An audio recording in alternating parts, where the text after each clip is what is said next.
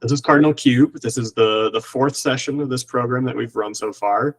And really, this is about just connecting people throughout the organization, giving some more visibility into roles and teams that you might not have in your day-to-day work. And for people like Jocelyn to highlight the awesome work they're doing and to really just connect people and build a little learning community. So that's what we're doing here today.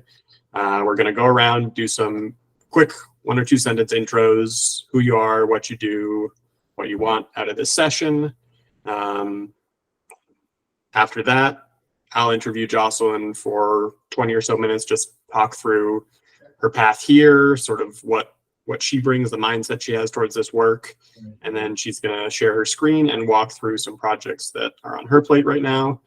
The whole time during this session, I want you all to feel free to come off mute, use the raise hand, throw questions in chat. This is highly interactive. It's a small audience, so we can really just be communicating here. It's not a lecture style at all where Jocelyn and I are just sitting up at the front of the classroom.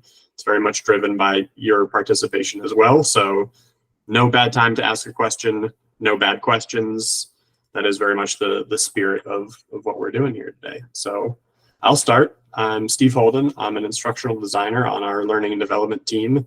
So I design some e-learning courses, some content in Speckit if you've used Speckit at all, and then create programs like this sort of thing and support the Red Talks program that my team does as well to just upskill people, give development tools throughout the organization. Do you wanna go, Jocelyn? Yeah, of course. I'll go next. I'm Jocelyn. My last name's Hsueh. I'm the senior consulting analyst on the consulting team, which is part of the client services team. So, I'll go through a little bit what I do, but just a little brief overview. Client services is broken out with transitions, business development, and consulting. Consulting and BD work hand in hand. So a lot of what I do is also something what a BD analyst or research analyst would do as well. But I'm just so excited to be able to share with you guys what I do. Thanks, Jocelyn. Just going to go across. Joe, you want to go next? Yeah, so my name is Joseph Alvarez. I am an MTL here in Flagstaff, Arizona at Fremont Station.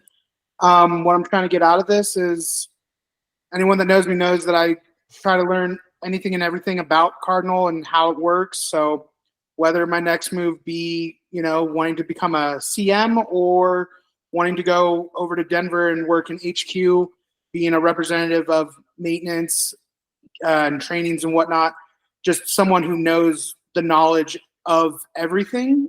And if I don't know it, at least knowing who I can help put my team in contacts with.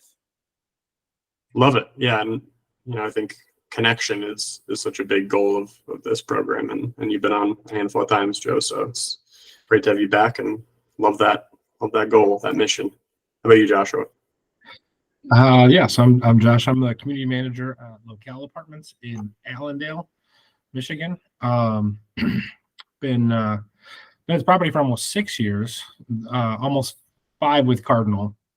Went through a fun transition, and I've honestly just been, we've been able to establish a pretty good, solid team and a solid plan of action for most situations. And I'm just trying to learn a little bit more parts of the industry that I'm not as familiar with, and where to take my career if we decide to make moves from here. So just trying to open up and see what's available.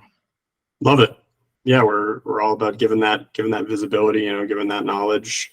And it was great to hear that, you feel like you have buy-in from your ownership team to really keep helping you develop. That's great to hear. How about you, Megan?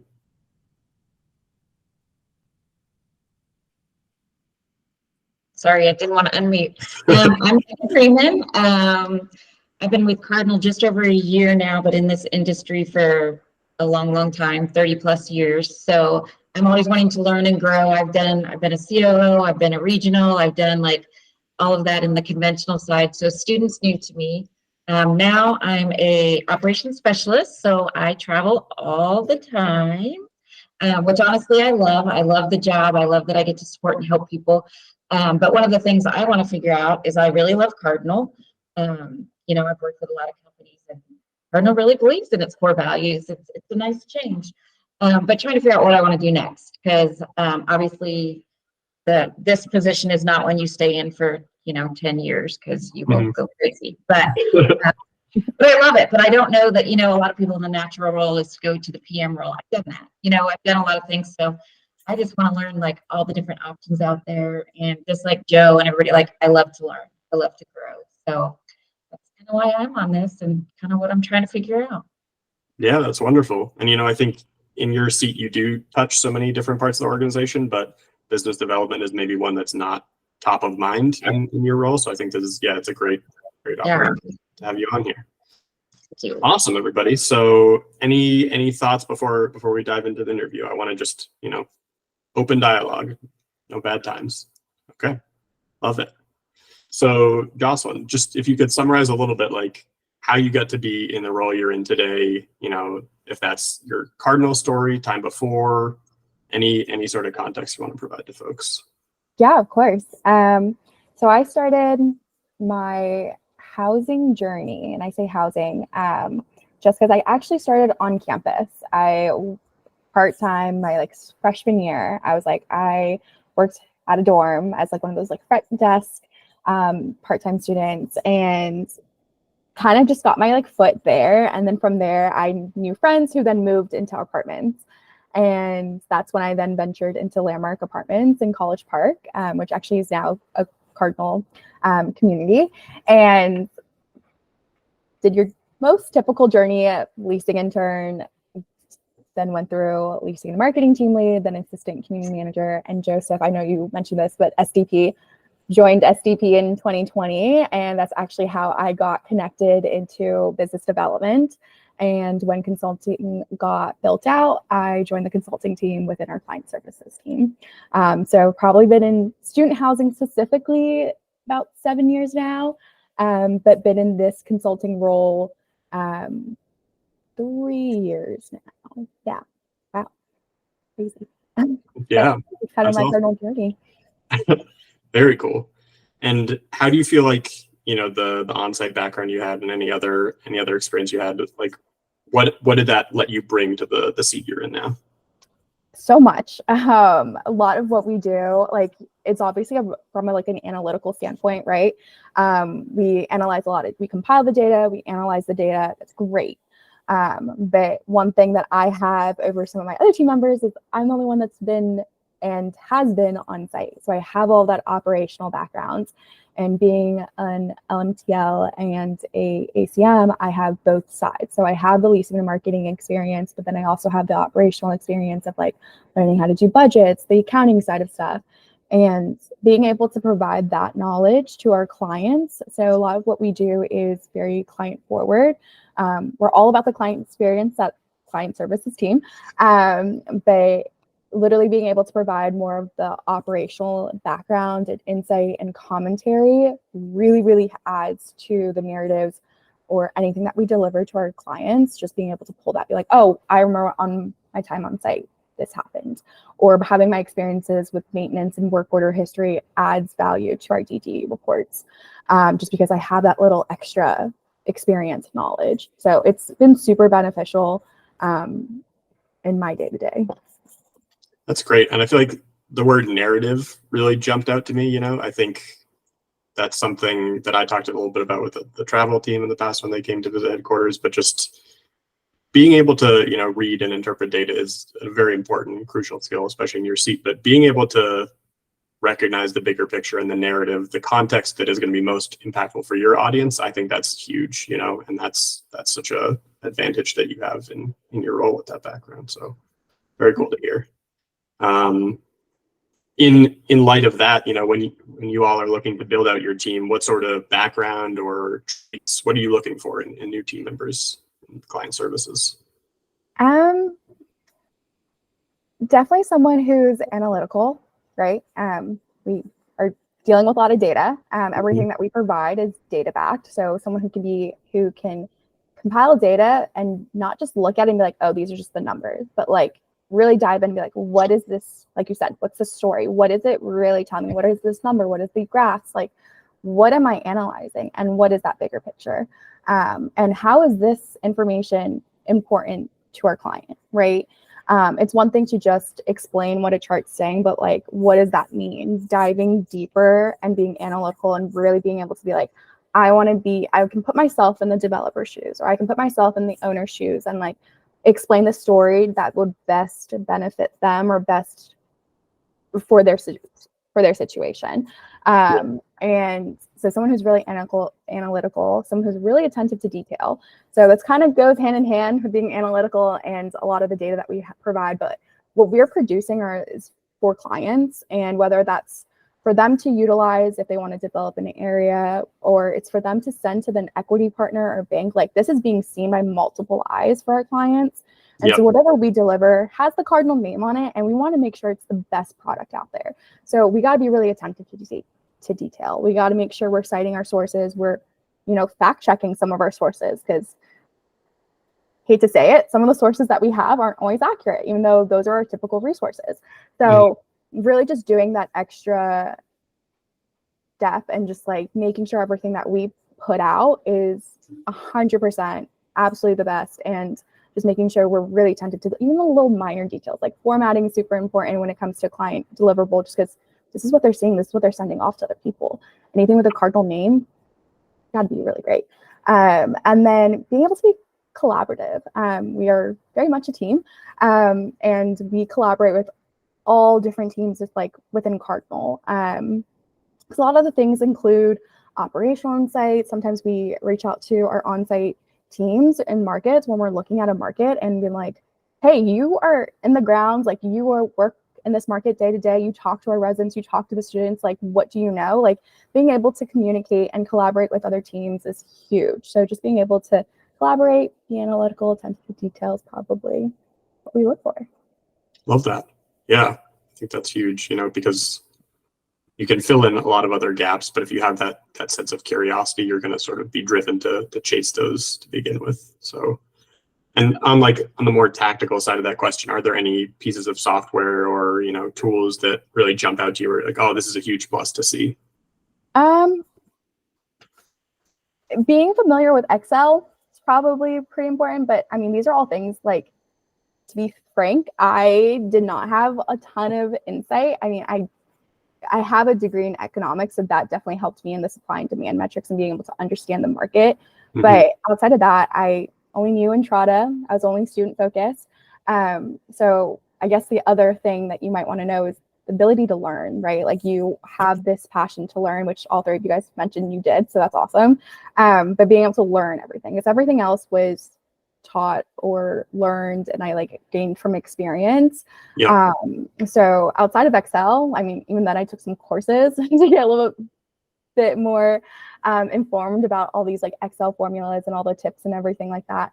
But outside of that, everything else is taught. And I mean, if you know knowledge and Keystone, that's awesome for Power BI stuff. But outside of that, we just learn. Learning on the job. Yeah, pretty much. That's huge. And I think there's a lot of that in our organization. And I think, we foster that and encourage that. So it's cool to see it's no exception on such a data-driven team too. Yeah.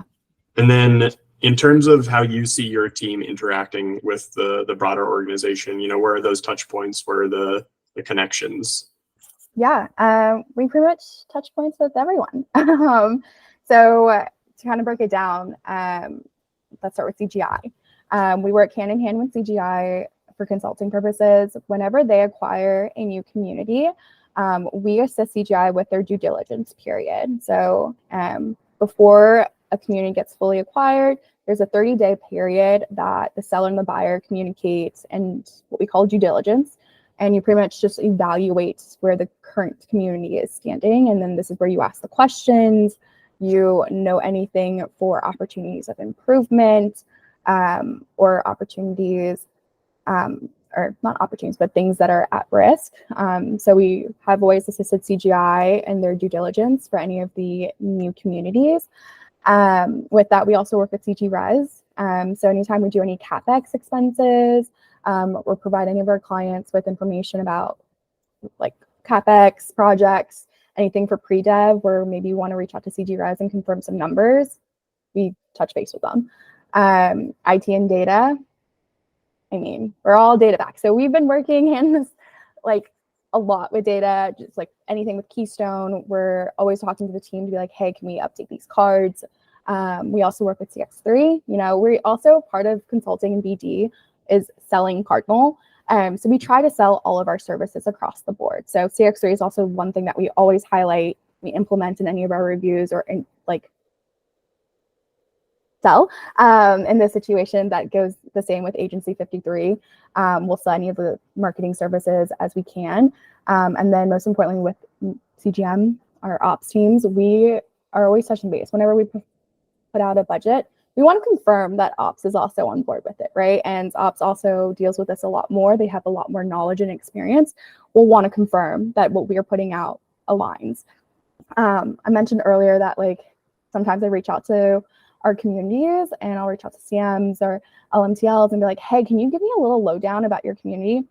That's another touch point, you know? That's another point where I'm really pulling our teams and being like, what can you tell me about your market? And most of the time, these are the CMs and LNTMs that have the most amount of information, right? Some have been in the market for 5 years. Some have just started, but they still are so impactful and give me, and like, they're so informative. They're the subject matter experts in those moments. So we really collaborate with everyone across the board. I really hope I didn't miss anyone, but that's pretty much everyone we collaborate with. So we are always selling Cardinal and we're always trying to connect and find ways to work with each other. Yeah, that's awesome. And I mean, clearly so integrated in so much of what we do as an organization. Do you feel like there are opportunities where you could collaborate more closely with other teams than you do now, or, you know, just situations you see in the future where you could? Of course. We are all about collaboration this year. So we're trying to work more with CX3 and utilizing CX3's data, but also just how the services that they're providing, how else can we sell them even more? And that aside, also with our on-site teams, all of our communities, there's one thing where we're reaching out to the communities because I'm working on a market study in their market. But it's another for them to reach out to us and be like, hey, hearing about this new development coming to town, like if it was a two-way street where we're really advertising what consulting does and the community is also providing insight, because like I said, y'all, they're the subject matter experts. If they're able to provide us with data, what's happening in their market, or if they heard enrollment at their university is not going to increase for the next 2 years because it's something that the city or something that the university has noted, that's super helpful. That gives us intel, also helps us keep log of like what's happening across the states. Like there's so much to keep a hold of and we're across so many markets. That's a lot of information that can be super helpful for us, for our clients. So just trying to really collaborate and build upon our relationships with ops and our communities. And then also just always elevating our IT and data team with CX and AI, always trying to find ways to be more efficient with our work. So just really trying to collaborate with everyone again and more on a deeper level. Yeah, I think that's a great answer. And I think there's opportunities for that, you know, across the organization. I've had the same experience where interact with people and they have no idea what my team does or, you know, how we can like add value to their team. So yeah, I think, you know, we can all just get that word out there a little more. And you all heard it from Jocelyn. It's a two-way street. It's a dialogue. She wants to hear that information from you all from the ground level. When you're analyzing on that national scale, it's so critical to have those nuggets, you know, that only your teams would have. So love that. And I want to hear some questions from some of you all before we go to our next segment. I know somebody's got to have something. I have 3 so far, but Love it. Just wanted to, if it's I'll answer the first one, and then I'll let anybody else go that wants to jump in there. But what I've been kind of curious about is you mentioned Keystone. So how are you daily utilizing Keystone, and is there a specific reports that you're pulling off of Keystone that are kind of like helping you out when you're trying to identify a market? Is there like something in particular that I'd love to dig into Keystone, and the reality is that once I found out that there was a search button, my whole world opened up in ways that I'm like, I could spend 17 hours here just like poring over like random data just to see what's available. And so I'm just curious where you're finding the most effective answers, and then I'll have a follow-up question to that as well, but I'll let you answer that one first. Yeah, of course. So I utilize Keystone a lot, and it depends. So typically what I do is, if let's say we're working in a market and we currently manage a community in that market, I'll go to Keystone to look at some of the just general market occupancy information that we pulled, general pre-leasing, rents. So a lot of the management operation tabs, the weekly reporting suites, terrain is huge. I use terrain as another way to confirm some of my comp sets, the data that I'm pulling for communities. So I kind of go through all of the tabs and just see what's applicable for that market. What knowledge can I just kind of gain? I also utilize that for any client conversations. If they're looking to have just like a high level conversation, Keystone is great. I mean, we also have College House, which is great, but we want to sell Cardinal, and one of the best things that we have is our Keystone and how much it's been built out. Other cards that I've utilized are actually ones that I've built out or worked with other people in the consulting team and Connor Curry on building out. So like a lot of the utility expenses, we built it out to pull general averages for historical utilities. We do that for work orders. That's huge.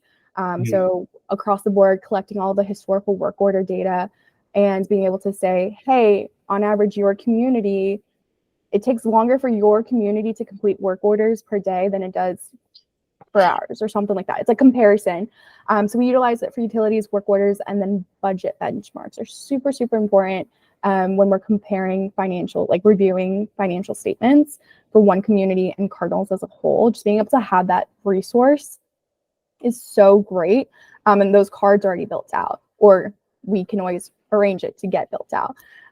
So just being able to utilize, there's like a ton that I would, but mostly any of the ones that show occupancy, pre-leasing, rents per floor plan. There is one that's built out. I usually just kind of go through all the cards, like the dashboards to find the right cards. And then I have built out specifically utility expenses and then the work order averages comparisons. So those are probably the most common ones. Cool. How do you verify the validity sometimes of some of the reports when you look? Like, are you, because here's the reality. I know for instance, in my exact market, we have places that don't report information. So when you pull terrain for Allendale, Michigan, you're going to be really frustrated to look like, why have these 3 apartments never leased a single apartment? That's because we can't get the data from them, unfortunately, to upload it. And on-site level, we don't have frankly, the resources to try to figure out how to tap into a market or tap into apartments that don't have any interest in sharing that information, but we don't want to pretend like they don't exist and that they don't take up those bed counts. Yeah. And so how are you going through that process? It's the same across the board. We do a lot of cross-referencing. So I will utilize RealPage, which has axiometrics and market analytics. I utilize CoStar, College House, our terrain, which feeds into Keystone. So anything that's pulled from Keystone is the same.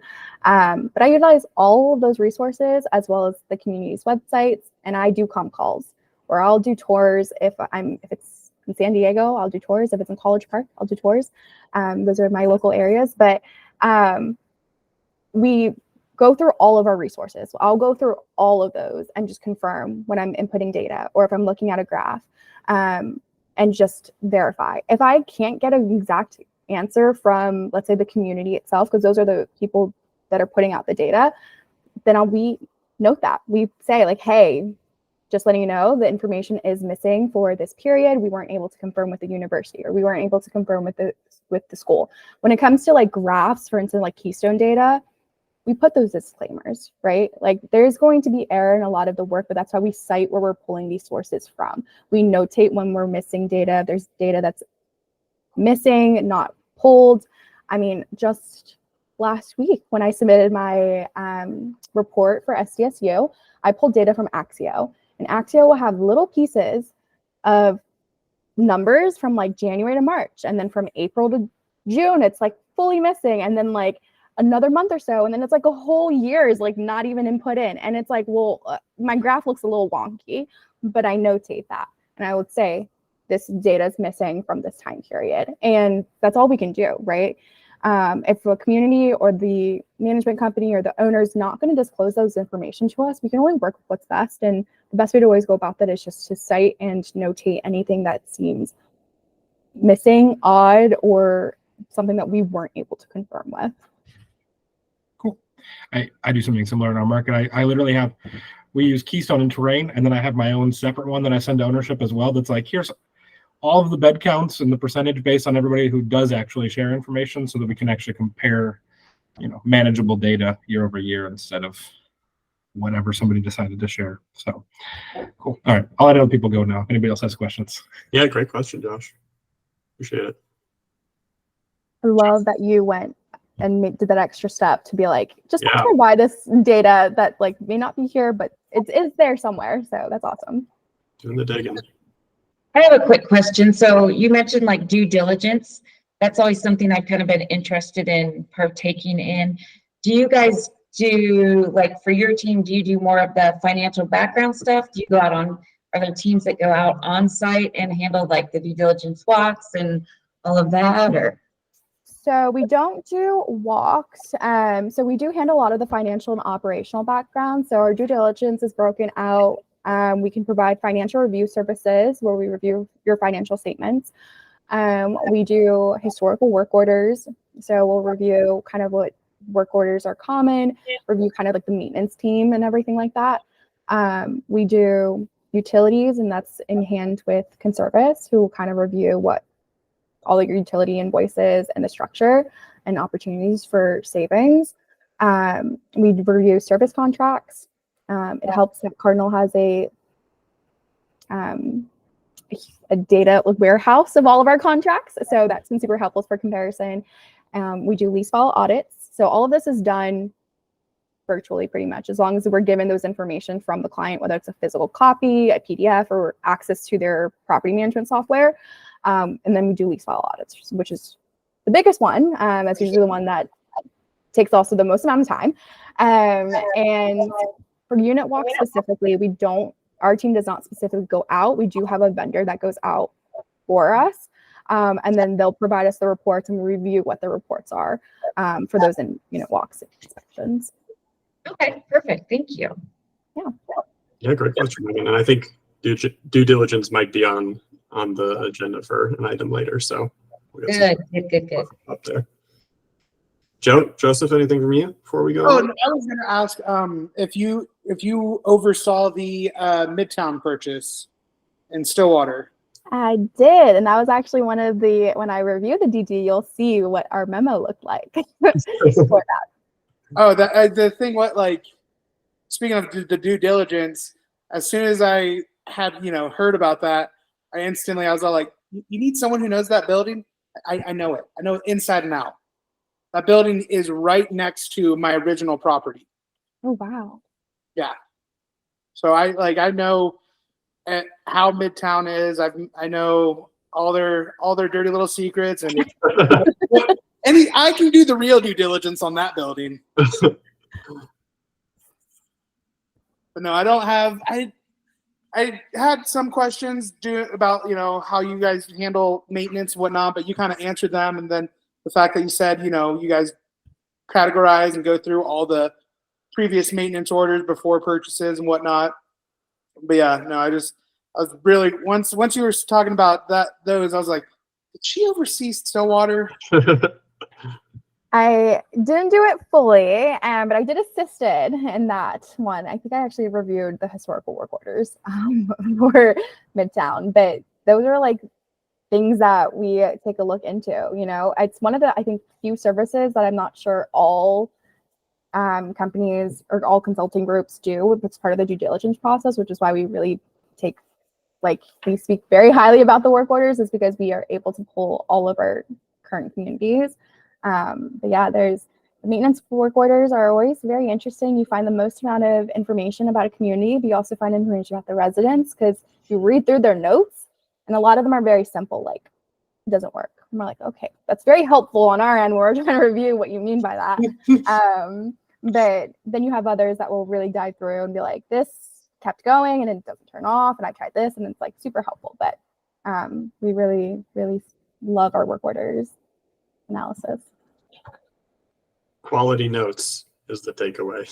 Oh yeah. And Josh, you had another question or two before we As move someone on? who reads work orders quite often, I know quality notes. I will say some of them are very entertaining. So you must love reading all of those. Oh yeah.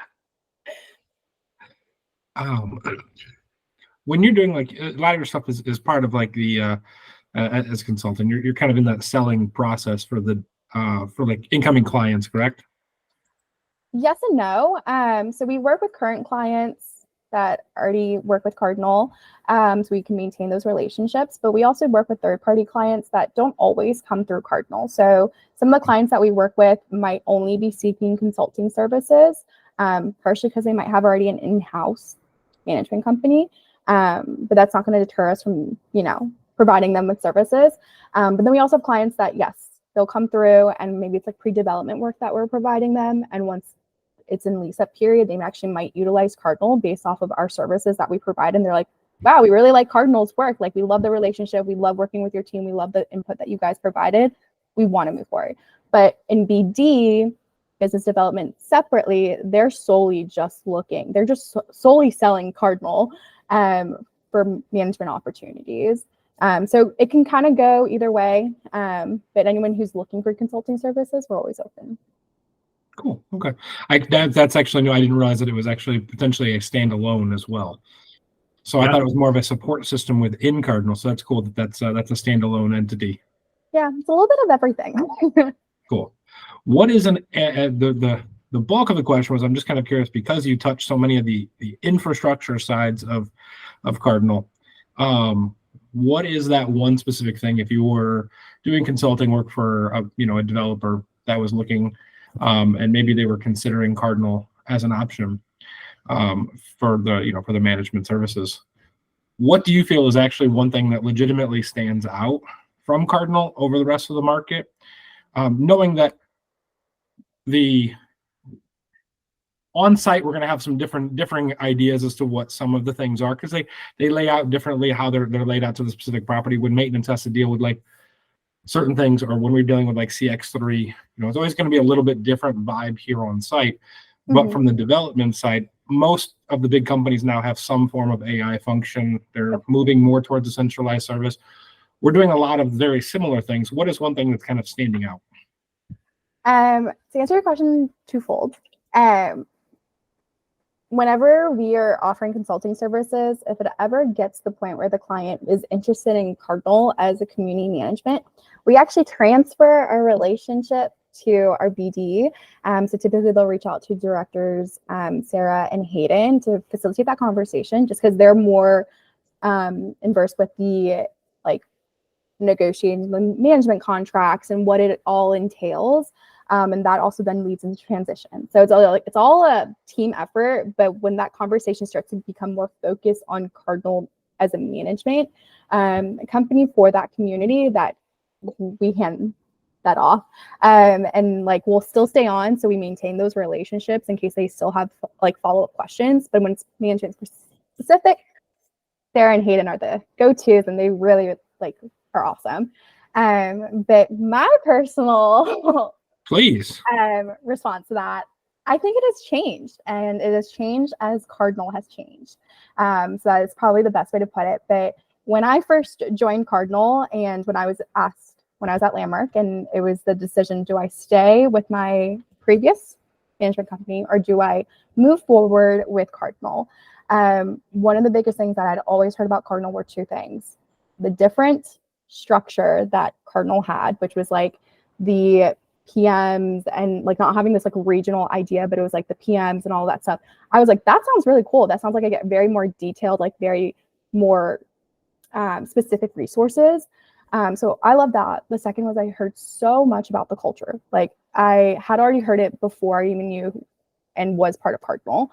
So those are the two things what I would say previously. And I know a lot has changed within Cardinal. A lot has been added into Cardinal.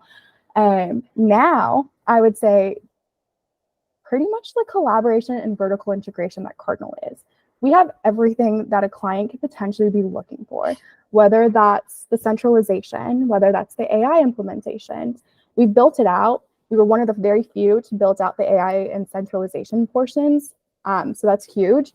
But we're also virtually integrated. We have our management, we have our operations, we have our training, we have our marketing, we have pre-dev services, we have our construction, we have our investments. Like, we have a little bit of everything. So I'm sure whatever the client's looking for, we got it. We even have our consulting services. Like, we've built it out so much that like we're all for it. And we do everything from student, conventional, co-living, built to rent, affordable, military. Like, I feel like that's like kind of such a like almost like well-rounded in the sense that literally we have everything for you.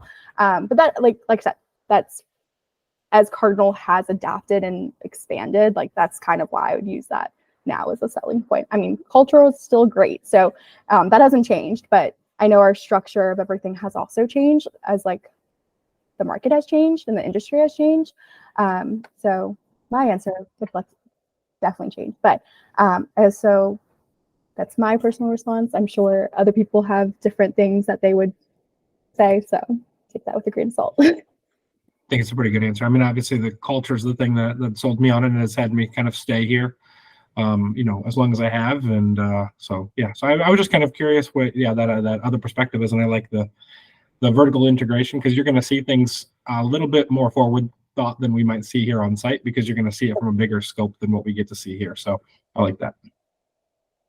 Yeah, very thoughtful answer. Thanks, Jocelyn.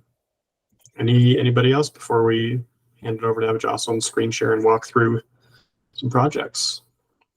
All right, take us away. Cool beans. Let me know if there's if I ever lag a little bit. Just because I have a lot of tabs and a lot of things open, just in case you ever wanted to see anything. So feel free to stop me, ask questions. Be like, can I see where you pull this data from? Like, feel free. So wanted to first share really quickly what a market study looks like. I think I might have mentioned that quite a lot. Our two most popular services are market studies, which could be just a simple market study or like a rate setting where we propose rents for a subject for the clients. And then second most common service that we provide is DDs. So I'll show you a little bit of both, but I'll go through the market study first just because it's a little bit more lengthy. So just like a quick glance, this is one that I just did last week, like submitted it to the client Friday. And it's for a new build, potentially in SDSU. And so when we are providing a client with a market study, we break it down into multiple sections.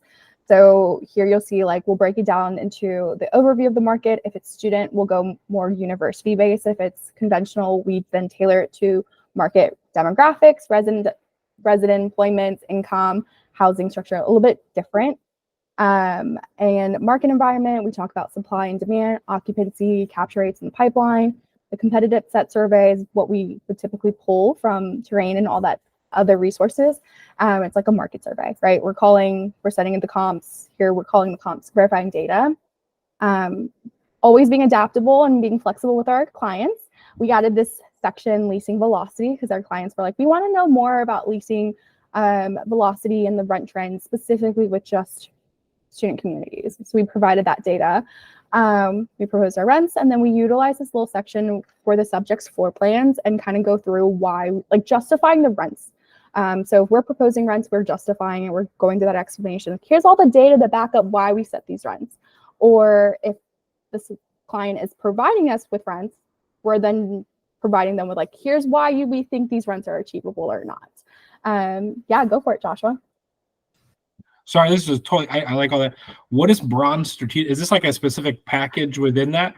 Yeah, so I called it a rate setting. We have changed the language of it. So we'll do market studies and we have strategic insight packages. And like bronze is like the next level up from a market study where it includes our rate recommendations. And then we have like gold packages where we like add-ons to it. So it's just the formality of it, but it's a rate setting pretty much. Got it. I was just curious. I was like, oh, this is kind of interesting, but yeah. Good stuff otherwise. Of course. So kind of just going through you're going to see there's like a lot of information. This is why we talk about when I was saying like the narrative, like what are we trying to tell the client? We write a lot. So that's another aspect of my role. So outside of compiling data and analyzing it, I got to be able to write it and explain it to the clients. So here was just like a simple university summary, and then we kind of go through enrollment trends. So we have this very built out. So we have this huge template that's already been created. We always update it as needs fit, but we pretty much like a little workbook when we input all of this data from Axio when applicable, and when it's not, we got to go through the university and literally dig through their institutional research page, which might look something like this if it loads. But this one was for SDSU. It has like all of these interactive visualizations that provide us with details about enrollment. So we'll pull this data if it's not available to us.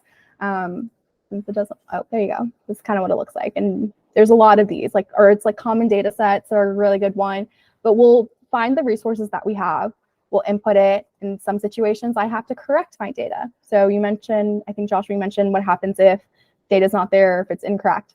We fact checked. So I fact check Axio's data with the university and just make sure it's updated. And 2023 data was not updated. So I corrected it and put it in. And so it's like being attentive to being like, okay, did I fact check everything? Are there anomalies? Is there something where it's like all of a sudden a decrease? Like why did in 2018, why did enrollment drop? It's kind of being able to have that background and being like, okay, what's important about this? Why did occupancy drop, or why did occupancy increase, or what's the overall trend in enrollment? So that's the kind of information that we're trying to tell our client in our stories. So we kind of break it down. We go through enrollment, we analyze this data. We're asking the whys. For instance, why is international enrollment declining? Is this going to impact the subject that we're looking at? Or do we find other data like residency enrollment trends where out-of-state students, which includes international students, still doing fine? It's still increasing, which means like taking it to the next level. Okay, international enrollment's declining, but the total out-of-state students is still increasing. What does that mean?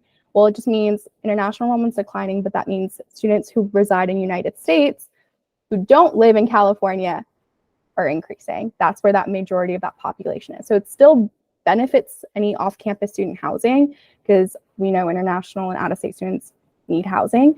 But it just also kind of deters the way that like, it's not international enrollment, it's okay, it's declining, but we should still manage that because we still want international enrollment growth. But it's just like being able to put all the pieces together. A lot of the times, a lot of our data kind of goes hand in hand, and it's always being able to still tell the story and remember what's happening in that market. So it kind of just goes through, we go through on-campus housing, pull from the university, we go through developments. So we always take a look at what's happening in the market, whether it's with the university or just what are the new builds are happening, whether it's student or conventional. All of that impacts the subject that we're looking at, because if there's new supply coming online, that's going to lead to heightened competition. It's going to lead to more supply. Is there going to be enough demand? That's the other question. When it's university development, it's like, okay, you're building another campus like 15 minutes away from the main campus. What does that mean? Is that an increase in enrollments, or will that mean increased housing, which they're building out housing? So it's kind of like, what would that impact, and how is that going to affect the client and that subject community that we're looking at? So just like interpreting a lot of the data. So we go through our supply and demand. We talk about how all these new deliveries have been absorbed in the market, what's going to happen in the future. So that's the other biggest thing, is we're always we're looking at historical data, we're looking at what's happening currently, and then we always look at what do we think is going to happen in the future. And we can't always predict, we can't always be right, but we can use our historical data, our insight market knowledge, our what has happened to really tell that story. Like, okay, we do think occupancy is going to drop, but it's okay. Once it drops, we think that there's going to be a moment of increase when like the market can absorb and kind of get back to a nice balance once there's no new pipeline, there's no new deliveries in the pipeline. So it's a little bit of just kind of interpreting the data and just kind of being able to tell that story to the client even if it's not great. That's the biggest thing. When a market is not great, we want to still be able to tell the client that, because we're trying to inform the client biased data, right? Obviously, they would like to hear one thing, and we know they would want to hear that the market's going to be great if they deliver. But if it doesn't, we want the client to be informed. We want our data to say that. So if that's ever the case, we want to be able to present that to them objectively. We go through capture rates, and then the pipelines, what I mentioned earlier, like we want to look at what's coming online in the market. So this is also super helpful when communities, we can pull our resources from like CoStar, College House, go through the city plans, but sometimes I get real insight from like the CMs and like the team members on site. When I was talking to people in SDSU, they mentioned a couple more deals that were happening that I couldn't find information on. That was huge. I was like, well, that's good to know that you're able to tell me this, because this didn't pop up. So like being able to have that in market, that like information was amazing. And then how is that going to impact? Well, I know the people on site currently are like, we're seeing it, leasing is slowing, and it's like being able to pull them and be like, okay, do I have data to back up what they're telling me? Yes or no? And then if I do, great. I can now add their anecdotal like insight into my work. And then that almost adds an extra value to the Cardinal experience, being like, we are so integrated. We pull people from our communities to gather more data, to gather a little bit more insight into what the market's like. Yeah, Steve. Jocelyn, what does POSH mean? Oh, POSH means private off-campus student housing. Awesome. So any student housing that's off campus, really. Yeah. Perfect. Great call out. And yeah, so this is pretty much it. And then the other most common workbook are comp models, which is very lengthy. And this is kind of where we pull in information and pull the data. And this is like I was mentioning earlier, Joshua, when you asked what happens if the information's not in terrain or whatnot. I just say it as is. So I pull the information from the websites, from CoStar, all of that stuff. Sometimes when I call the communities, I don't get a response, but I note that. And we send them a PDF version of this without some of the notes, but we send them to them. So they're wanted to see if things were verified, they can see it. Sometimes I'll note, for instance, if I had a conversation and who I spoke with. So they're also able to be like, okay, yeah, it was verified by so-and-so. So that information is available to them and that they can see who we talk to. Because, I mean, there's times when we even are told things from leasing team members when we do a phone call, the inaccurate information. It's just the caveat with pulling data from people. So we note it and we'll tell them. Let's see if I had an example. We were unable to confirm the number and type of parking for all of these communities. We'll notate. And just so the client knows that we put in the effort to try and pull that information. If we can't get it, we just can't get it. But we'll try and pull what we can. Here's our leasing velocity chart that we made for our client, which was super awesome. I really love the chart, which is why I was really happy that they were like, can you look into this? And we're like, this is cool. We're able to see when the highest like percentage or leasing velocity, which months are the highest. So for instance, in SDSU, it's a little bit later of a market. They don't start pre-leasing really until, let's say, late October, November, but their highest leasing months are always going to be December, February, and May, which kind of coincides when students are leaving for break, coming back from break, and graduating, or the semester ends and they're like, shoot, I need housing, which makes sense. But there's data now to back that up. So just being able to have this data and then being able to provide them with like, okay, what about this? So kind of goes just a little bit through. Here's our rate recommendations. Yeah, Megan. I'm just curious, how long does it like take you to complete one of these reports? Because it's a lot of information. Yeah, so this whole report took me 3 weeks to do. So on average, we tell a client market studies or ratings take 15 business days.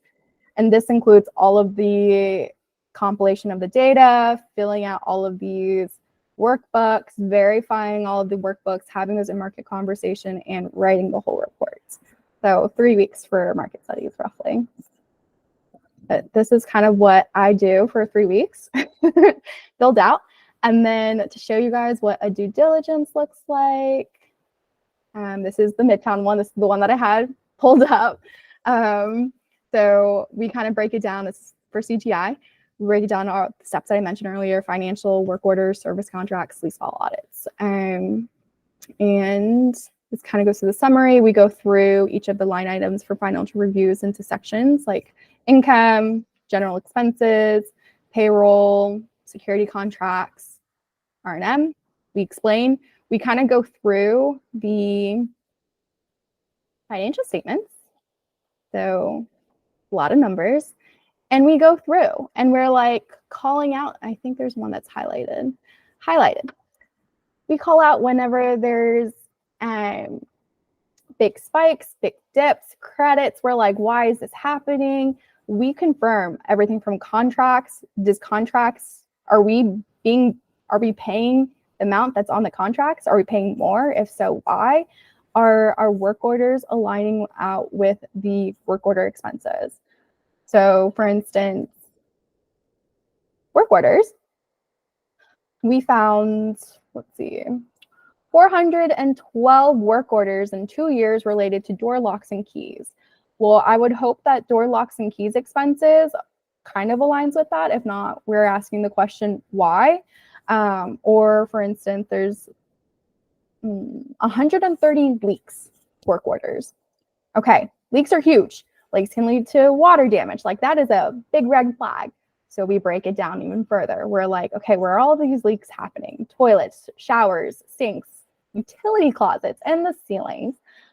Big red flags that we're trying to tell the client, hey, this needs to be looked at. This needs to be dived into the future a little bit more. This is where unit inspections are super helpful to get that little background. Were all of these ceiling leaks repaired correctly? Because if not, you're going to be seeing some extra stuff, right? Like there's going to be extra work. So we kind of do, we'll review and we'll work with ops and we'll work with the teams to be like, okay, what's happening? What is our recommendations? We go through service contracts, utilities, which is hand in hand with conservice, and our lease file audits. This is something that some of our teams have actually, team members across Cardinal have helped us out with. Most recently, we did one for a community and we pulled a lot of our internal team members to help us with this audit. This is kind of what an audit looks like. We go through and review all of our resident accounts, all of the resident documents, and call out anything that's like, ooh, what's happening? There's students at risk, students without income or guarantors. It's like, why don't they have qualification methods? Or most commonly, if they're supposed to be charged parking because they executed a parking into them, why aren't they being charged parking? So we put it all in this little nice DD memo. This occurs for the whole entire due diligence period. So typically due diligence are within 30-day periods. We'll be working on this within like maybe 25 days or so, just so the client can see this beforehand and ask more questions. But it's all about communicating to our client. So this was CGI. We're communicating anything that we see immediately or any questions that we have for them to provide to the seller. But this is our DDs. So now you've seen 2 of our most common reports. Yeah, Joshua.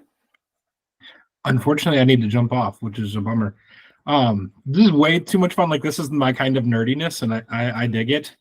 I do. I'm looking and I'm just like, oh, that's cool. I've never done it quite that way. Like that's fun. So I so appreciate like the level of. Do you get to see people and talk to people, or are you just sometimes just like really like just in front of that computer having to like dig in and only making those calls when you're trying to follow up on the due diligence? Or do you have opportunities within your position where you actually get to be with people? I asked that question because I know how much time and effort, and you just said 3 weeks for this one report, which is awesome. And I would geek out about it, but I'm just curious because I would also go insane if I was like behind a computer for 3 weeks. I do sit a lot in front of the computer. I do make the effort, which is why I say I reach out to communities whenever I can if we're in the market. Because because I love being able to just talk to someone during that time period rather than having to pull the data from elsewhere. So I do try, but I don't always get the opportunity to always like have these like conversations with people if we're not in those markets. But DDs is very communicative. I'm always talking to people about it because we're always trying to gather materials and confirm that we like operationals. If I don't know that stuff, I want to reach out to someone who does. So I do have those conversations, but I would probably say like maybe 70 to 80% I'm really just sitting at the computer reviewing all of this data. Very cool though. Lots of fun information there. I've seen where some of these reports you guys have shared on LinkedIn, I believe. Yeah, like more of like a shortened trend insight. Yeah. And I'm again that type of nerd that I'm like, ooh, let's see what it's like in that market. And I just like to like pull down and look at the information. So so unfortunately I really have to run, but I just wanted to quickly say thank you guys so much, and wish I would have been on the last 2 of these things, but they're recorded. I'll send you all the info. Please do. I'd appreciate it. And Jocelyn, thank you so much. I really appreciate it. Steve, thanks for putting that on. Yeah, thanks for joining, Josh. Appreciate it. I guess. Questions. Yeah, thanks, Jocelyn. Of course. Joseph, Megan, anything on your end? I don't have any questions, but no, I think this is like incredible. But I agree. I couldn't not interact with people for that long. Like I'm such a people person. I think that would be the hardest part, but I love like, I'd love to like read through one of these and really like dig in and see it. It's very cool. Yeah, of course. Happy to always share you. If you want to ever look at any of them, happy to share them. Okay. They also have like samples that we send out so you can really like see what we talk about in some of these like, demos. And this is where I really, really value the internal team network and relationships that I have, because I love when I get the chance in a day where I'm like, okay, I'm working on this and I get a chance to talk with someone. I'm like, happy to hop on this call now. Take a breather from my work. So even though I'm not in Denver, I love building relationships and just talking to people. So if you guys ever need to chat, happy to chat. Happy to step away from my work for a little bit. Love it. No, this was great. I'm so thankful. I'm so thankful I got to get on finally one of these. So yeah, very happy to have you, Megan. And yeah, it's an incredible level of detail that's captured there, Jocelyn. That was very cool to see. And I didn't realize that your team offered solely consulting services if people were interested. So that's another angle that was very new to me for sure. Yeah, there's a lot to learn, and we're always learning. So I'm always interested in hearing other people's things and what they're doing, because I'm sure I can find a way to collaborate with you and figure out how can we help each other out and provide data. Love it. Yeah, that's the spirit of this. Joseph, I see you.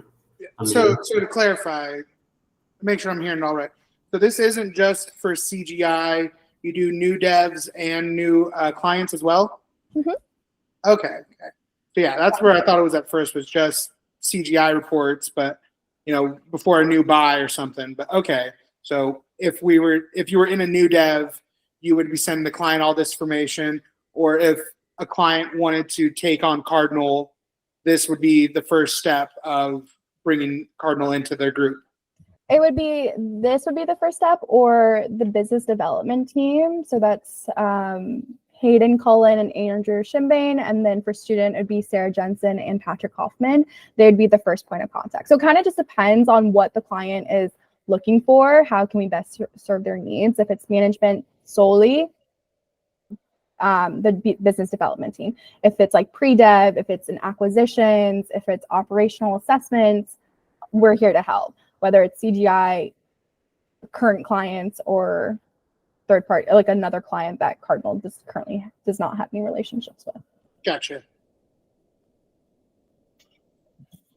Yeah.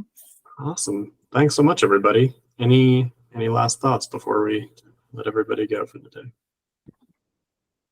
Not on my end. No, I think this was amazing. Like I'm so fascinated by this now. Like, yeah, Love it.